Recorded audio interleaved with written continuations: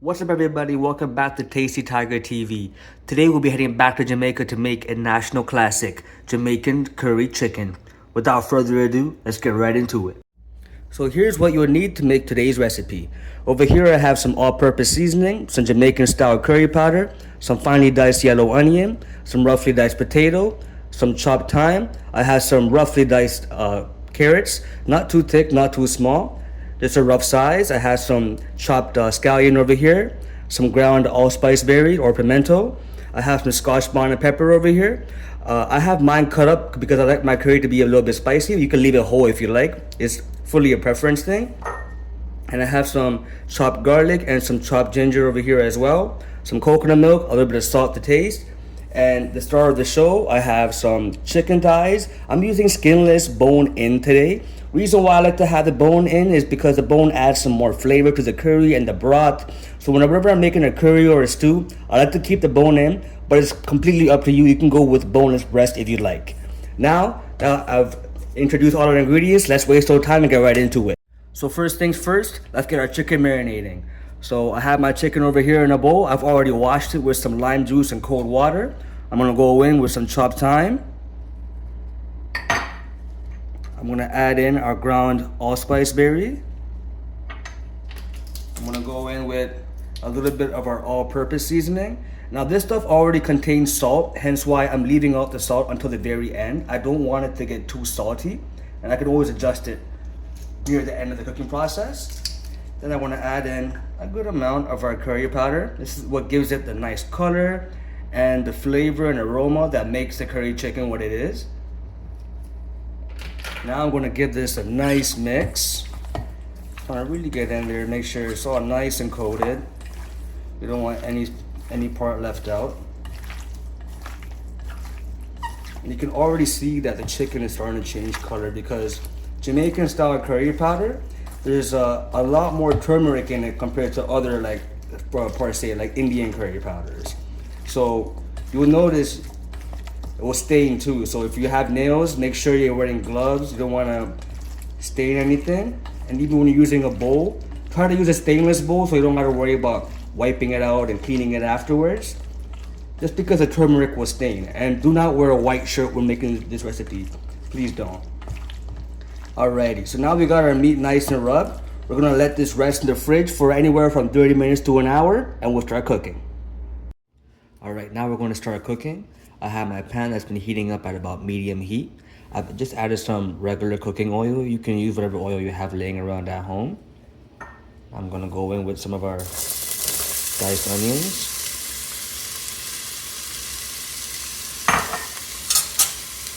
Give that a little stir.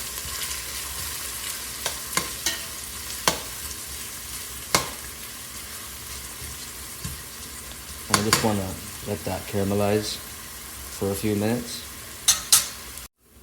So I've been sauteing our onions for about 4 to 5 minutes now.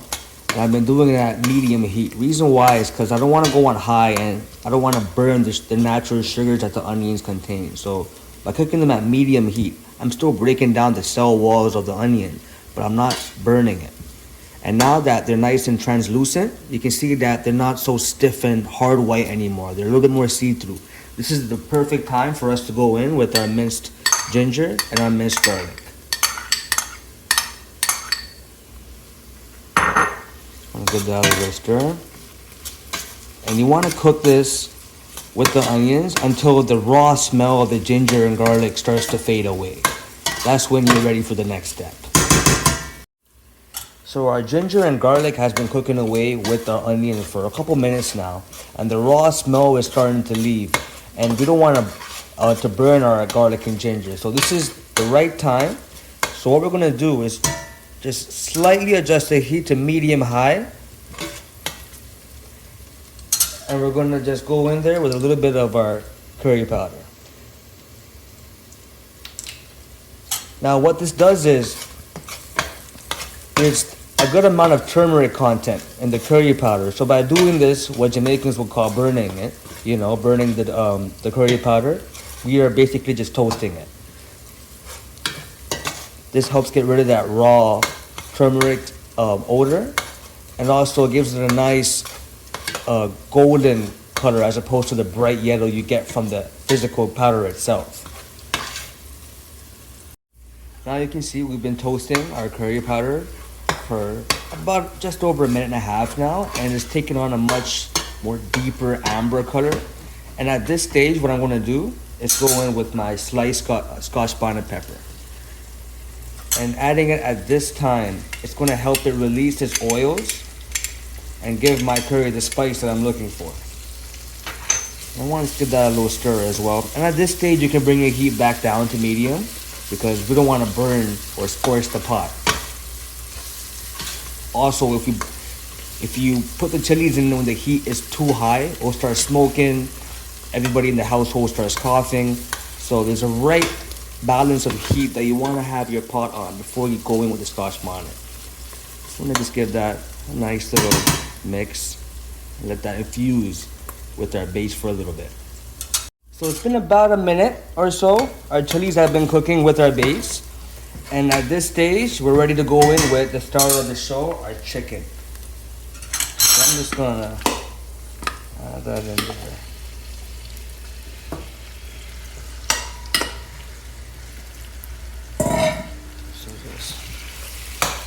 So that. Let's try to spread them out so they get a nice even color on all sides. Try to spread them out in your pan, just like that.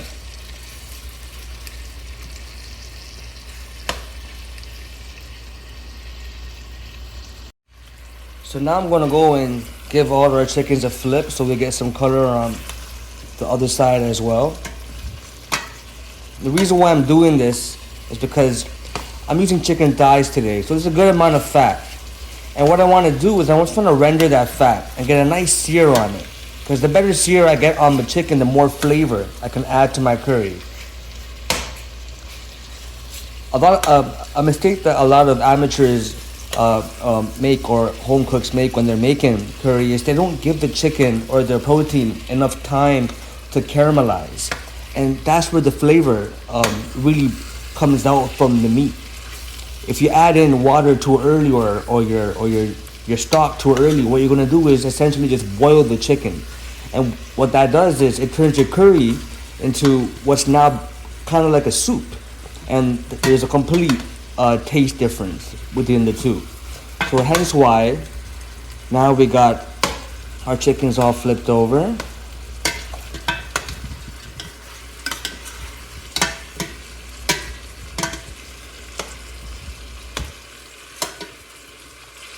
Now we're going to just let the other side cook as well. Now, while our other side of our chicken is still cooking away, what I'm going to do is just go in with the last of our ingredients, our chopped carrot, our potato chunks, and last but not least, some of our green onion. If you have scallion available nearby you in your local grocery store, feel free to use it. That's what the traditional recipe requires. It's just scallion is kind of hard to get around me, but green onion makes a great substitute. So what we're gonna do now is just give that all a little mix. So now, as you can see, the chicken, there's not really much raw size to it anymore. It's been cooking away for a good amount of time now. Of course, the middle is still raw, but we've got some color going on the outside. So what we're gonna do is just give it all this little toss together.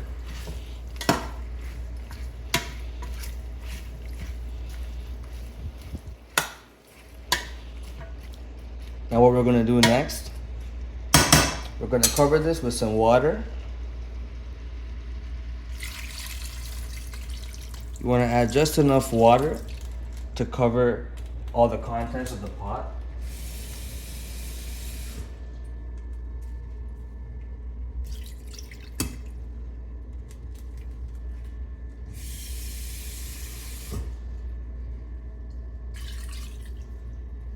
Now what we're gonna do is bring the heat up to high and bring this to a boil. All right, everyone, now that our curry has come to a boil, we're gonna give it a little mix because the potatoes, they have a tendency to catch to the bottom And once that happens, they burn really fast. So now what we're gonna do is bring the heat down to medium low, leaning more towards low. And we're gonna just let this reduce away. And reason why I'm doing a lower heat is because this helps really extract all those flavors from the bones that I have in the curry. And also you get a much more tender meat when it's all done. And we'll just let this cook away, and we'll come back and check on it in about 10 to 15 minutes. So it's been about 15 minutes now. Just gonna give it a little stir. It's reduced quite a bit, but there's still some more time to go, and I can see the potatoes aren't fully cooked yet. I did cut them rather large for this reason. So just give it a little mix, make sure that nothing's catching to the bottom of the pot, and we'll let it keep reducing for a few more minutes. So our curry chicken has been cooking away for almost just over an hour now, guys, and you can see the meat is nice and tender now. The potato has been releasing its starches. So at this stage, what I'm gonna do is I'm gonna go in with a little bit of coconut milk, just to bring in all the flavors together and neutralize any excess heat that I got from my Scotch bonnet. And just a little splash of some freshly squeezed lime juice. We'll give that a little mix, and then we'll shut our heat off.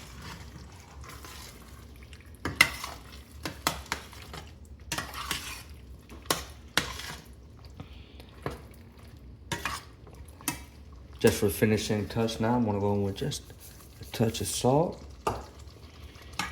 And there you have it, folks, our Jamaican chicken curry ready to serve. Wow, there you have it, folks. Jamaican style curry chicken. You can tell the chicken is just starting to fall apart now. We've been slow cooking that for over an hour. The potatoes, the carrots are nice and tender. The starches from the potatoes released. It really helped thicken up our curry. Wow, this looks absolutely delicious. Make sure you guys like and subscribe. And until next time, I see you guys on Tasty Tiger TV.